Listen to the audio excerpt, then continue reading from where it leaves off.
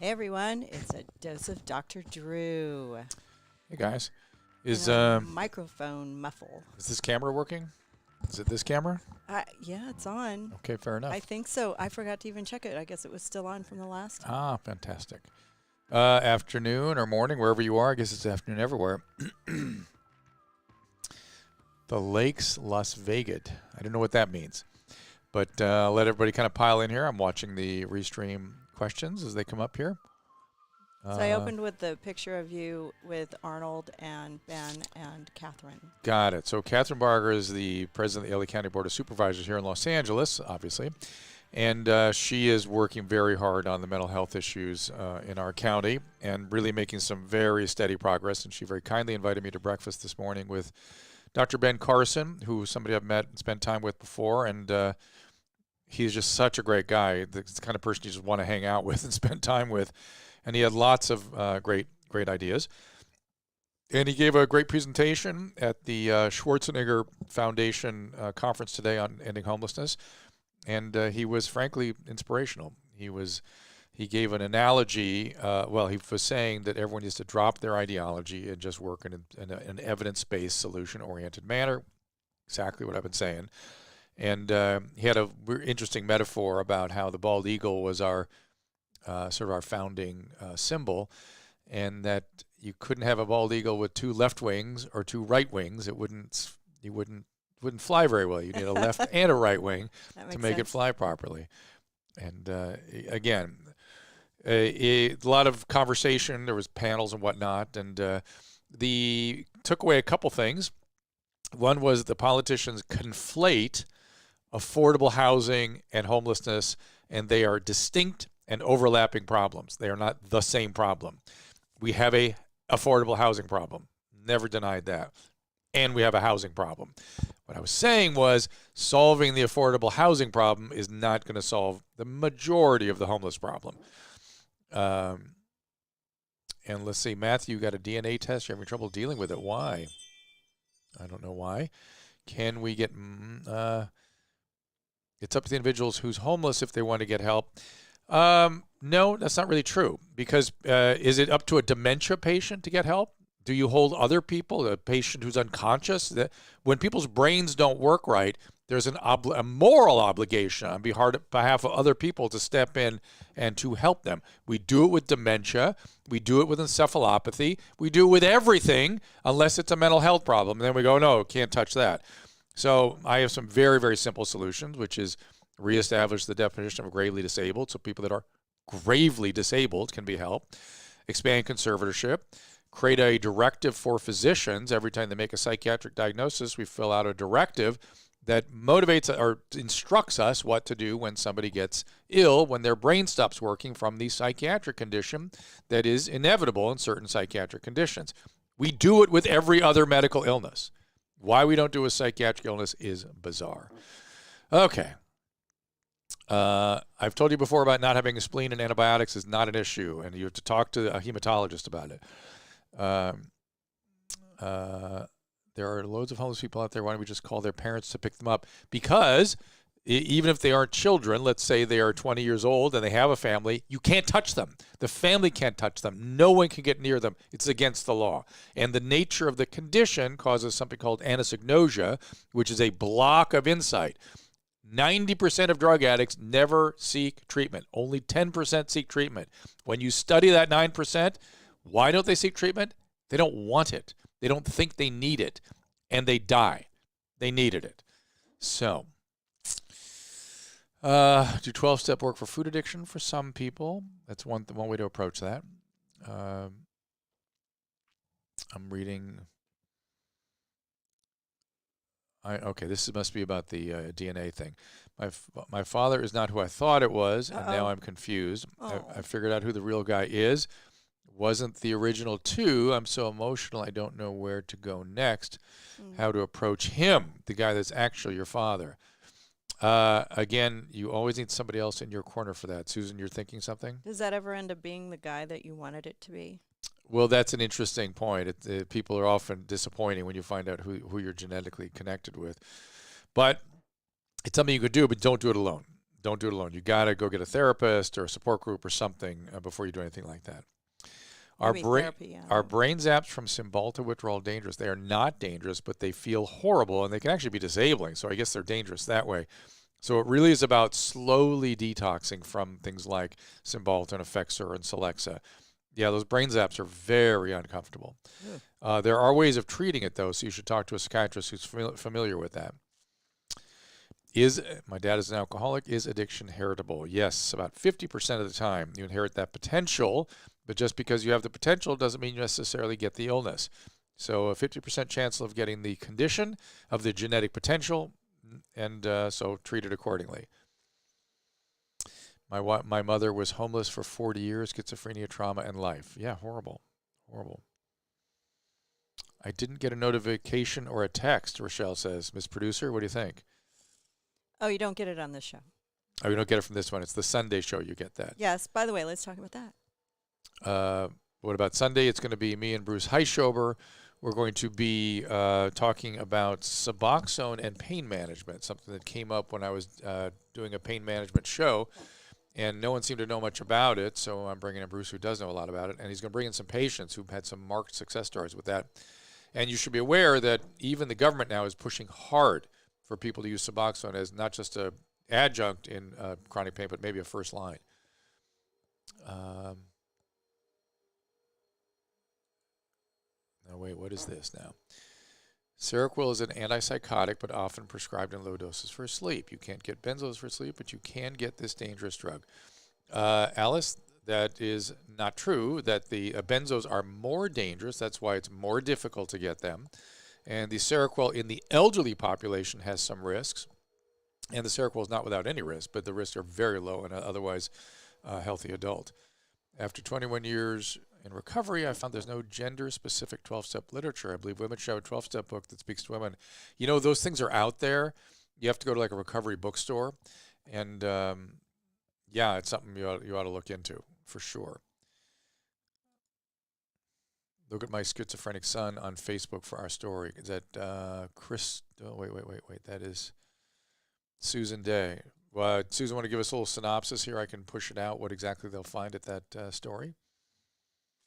Will Suboxone create another issue down the road? It does create another issue down the road when you're treating addiction. When you're treating pain, it turns you can get to a very low dose and actually wean people off of most everything else with much less pain. So, yes, down the road you have to manage it, but it's far less problematic than many of the other drugs. How to deal with a worker that demonstrates narcissistic personality traits. Don't expect to win. Keep your feet on the ground. Always know where you are. Be careful asserting yourself, but know that so insofar as you're only meeting that person's needs, that's the only time you're going to get any positive kinds of feedback.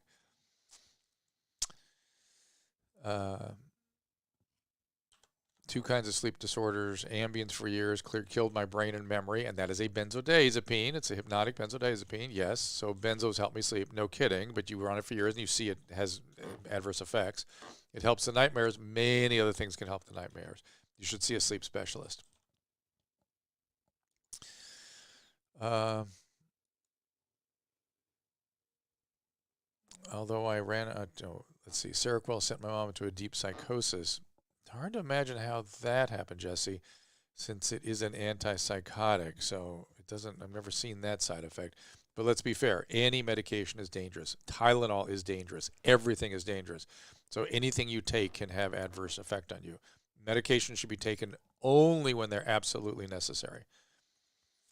When is the Sand Pro available for the market? I think very shortly. This is the Sand Mini. This is, again, this device that destroys needles. You just plug your needle in there and boom, it incinerates the whole thing.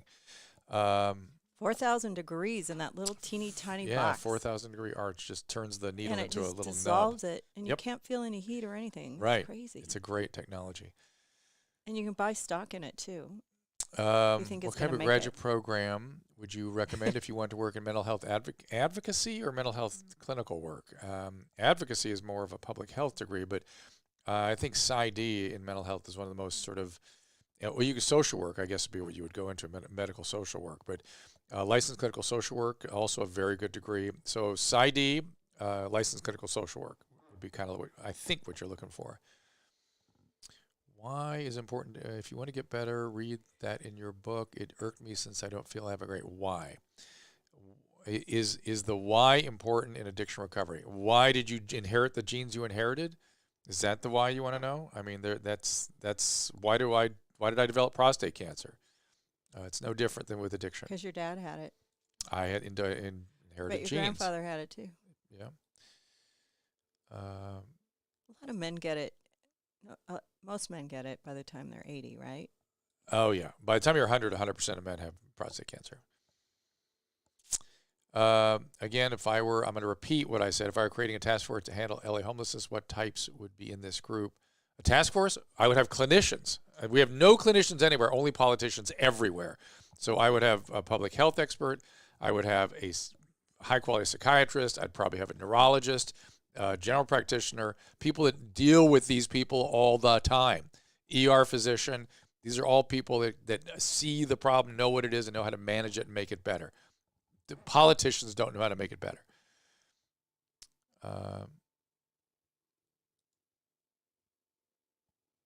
Okay, what are the effects of drinking too much coffee? Not much. It's actually good for you. Yeah, some people say it's good for you. My 3-year-old granddaughter has trichotillomania, a 3-year-old with hair pulling. Stress relates both general parents or addicts. Yeah, that's what creates some of that stuff. What can I do to help her now? Get her someone that, understands child mental health and keep the environment very, very stable. Very stable and loving environment. Highly attuned, a lot of attunement with her. Dr. Bruce was laughing at his picture with you because you look so good, and he I thought you asked Kaleb to make Bruce look good. I did. He did on the website. If you go to doctor.com, you can see a better picture, but he's like, I still look different because you have a sort of a polished look. Okay. So Gregory's asking what causes the rapid increase in methamphetamine use. It's availability, price, distribution, and its ease of use. And you can only, you only need to use it once or twice a day. And it's a natural for the streets. And it makes you feel good whatever you're doing, living in the streets. You want to mention what you did again today? I was today at the Schwarzenegger Foundation homeless conference, which had a ton of heavy hitters. Had LA County Board of Supervisors, had LA State California senators. We had three previous governors. Schwarzenegger was there. Gray Davis was there. And a lot of the advocacy groups for homelessness downtown were there. And people who, really can solve the problem. However, what I found was that the politicians, finally they started talking about the mental health issue and Prop 47, which, again, when people start talking about it, there's zero disagreement about the nature of the problem and what's going on with mental health. But in the rhetorical presentations, so many of the politicians conflate affordable housing and homelessness. They are not the same problem.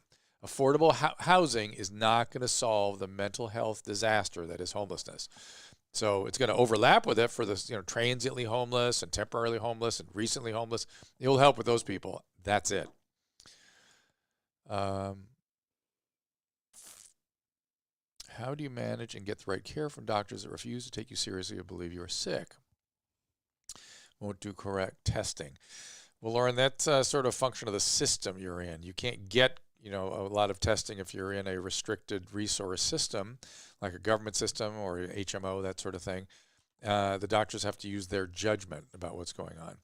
And a physical exam gives tons of information. There's not a lot you're going to get out of testing unless the physical exam directs the testing. So, Barbara, you find this live stream frustrating? Why? Tell me why. Because you go through so fast. I don't know. Maybe I'm annoying. Sorry, Barbara. We couldn't really set this up as a phone call thing, could we? You know what? Yeah. It's just to hear the thoughts of people in the social universe here. Yeah. I like this. It's a lot. Primary care is too busy. I end up seeing a physician assistant. That is the nature of the U.S. healthcare system. We are going to be using physician extenders almost exclusively. You're going to be seeing nurse practitioners and physician assistants. That's what we're doing to the U.S. healthcare system. If you want to see a physician, a primary care physician, these days the good ones are in these sort of concierge systems. But it's rough. It's rough. I have not seen The Pharmacist on Netflix. Believe me, it will frustrate me because I was living all that and complaining about it from the very beginning. Let me see what else going on here. What's her name? Jesse's not telling us why she was frustrated. Barbara's not telling us why she was frustrated. I don't know. Maybe you're not answering her questions. Shall I try to find her questions? She should ask again. Ask again. Let's see if I can see it. Some questions are not answerable. So I'm sorry if I seem to skip over your questions repeatedly. Either there's two possibilities. I didn't see it, or it's not something that can be answered in a few moments on a stream like this. So somebody asked what the stock is an SNDD. Yeah. Did you put it up there? Yeah, it's only a penny. So could you come forward to my City Maker presentation? I need to know more about what's going on. The email us. Barbara is finding it frustrating because she's struggling with depression and self-harm. Well, this is not the environment to help with that. That is something you need. You need support network, support group, and an individual therapist and a psychiatrist. Depression is nothing to fool with, nor is self-harm. There's, in a way, no greater psychiatric or no greater indicator of severe psychiatric issues than self-harm. So it's key that you get proper care. Okay, let's go back to the sand. What about it? They want to know when it's going to be available to the market. The Pro, I think soon. Soon. The Mini's available. Mini's available. And you get $70 off at checkout if you use the code Drew2020. And it's, where do you find it, Drew? NeedleDestructionDevice.com. Yes. NeedleDestructionDevice.com. So again, if you are struggling with major psychiatric illness, the internet is not the place. It is not the place that you can learn about your conditions, but internet is specifically not where you would get real treatment or real meaningful. You get a little bit of information. You can get information. You can learn about your conditions, but you can't have them treated in the internet. We have to watch Pharmacist. I think it would frustrate me too. Speaking of frustrating, it would really frustrate me because I lived all that. Believe me, I was complaining as much as he was.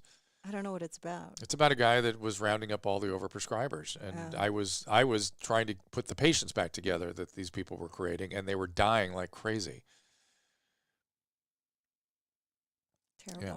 Well, it doesn't matter what the psychiatrist is doing, Barbara, because we are required now to document everything you say, and that's why he's looking at the computer. But he's listening carefully, and psychiatrists, typically you're not seeing them for therapy. You're seeing them for medical management. Then you need to see the therapist for the focused interpersonal work. Right. You also have a psychologist, and if that person were looking at a computer the whole time, I'd have a problem. But the psychiatrist essentially these days has to look at the computer the whole time and document everything you're saying. So it's just the nature of the way the system is now. Okay. All right. So, had an interesting morning. Breakfast with Ben Carson, who's just a great guy and a brilliant neurosurgeon, and now becoming a great administrator on top of that. Talked about his frustrations of dealing with gigantic bureaucracies in Washington, and but really has some good ideas and some good solutions, and just a very he's calling upon the faith-based communities to really step up, and government with faith-based intervention can work extremely well. The faith-based communities, which have always done this work, have been excluded by government in the name of separation of church and state, which is killing people. So we're going to stop doing that, which I think is great.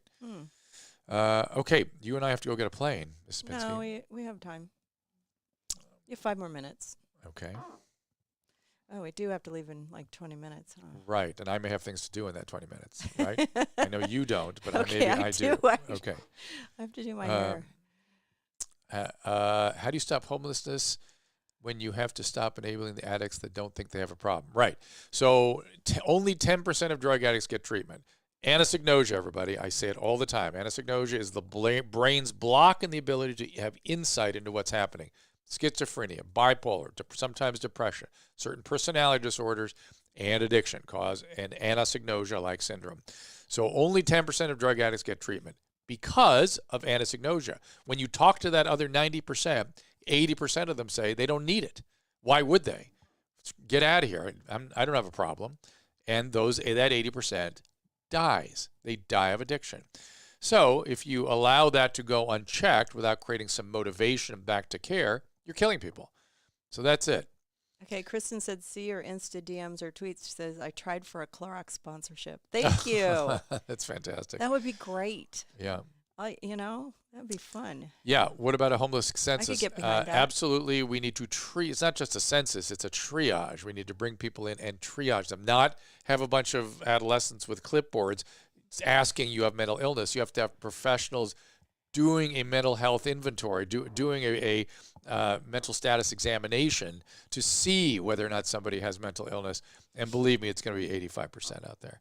So if you want to be on the show this Sunday and talk about pain management, Suboxone, opioids, we're going to be here with Dr. Bruce. And if you want to skip the line and text your question to 984-2-Dr. Drew, you'll get a notification when we go live at 3 p.m. this Sunday.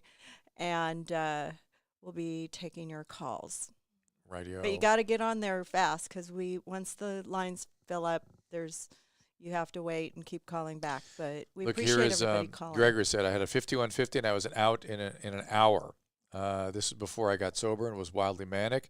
Brought the doctor pizza and was wildly mistreated. Would love to tell more. Yeah. So look what happened to you. You're in a deadly disease. You're a harm to self or other. You go in and say, no, I don't want to hurt myself or anybody else.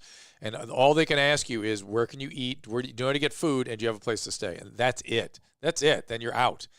And in the meantime, you're lucky to be alive. You got sober. Thank God. Okay, we better go. Jonathan wants to know where we're going. Hi, Jonathan. They love the voice in the background. Robert likes the voice in the background. Thank you, Robert. So where are we going, Drew? We're going to Las Vegas. You're taking me to Vegas for Valentine's Day. I'm taking the producer to Las Vegas for Valentine's Day. Isn't that fun? Yes, it should be. Yeah, we're going to go spa and sit by the pool if it's warm enough and eat lots of food and just hang out, stuff you do at Vegas. But thanks, everybody. We'll see you. I don't know. We might do a show from Vegas. Drew's kind of a workaholic. So. Yeah. We might do a little something from there real quickly anyway. But appreciate you guys stopping by. I hope this was meaningful. It was really a very, very powerful morning to be a part of that whole conference and to have witnessed a bunch of people trying to line up to help the people that are dying in our streets. And although it was somewhat frustrating because of the conflation of affordable housing and homelessness, eventually they got around to talking about the real issues. So, all right, I'll see you next day or two, and Sunday at 3 o'clock. Thanks, everyone.